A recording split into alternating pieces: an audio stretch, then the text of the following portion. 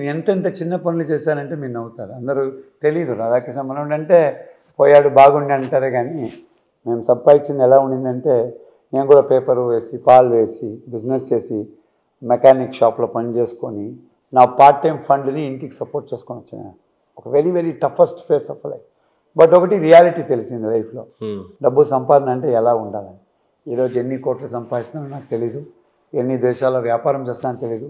ఇంత ఎదగాలంటే ఆ మొదటి ఫెయిల్యూర్ అనేది మందే అవ్వాలని లేదు, మన పక్కన ఉండే ఇంట్లో ఉన్న అయినా కూడా వెరీ టఫెస్ట్ పీరియడ్.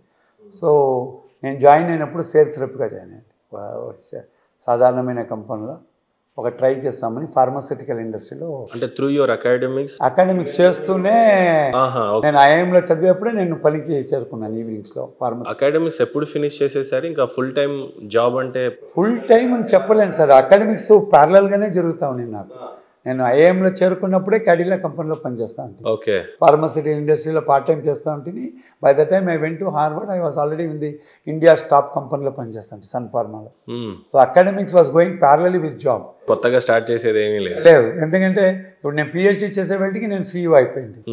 హార్వర్డ్లో పిహెచ్డీ చేస్తే కూడా నేను సీఈఓ అయిపోయాను.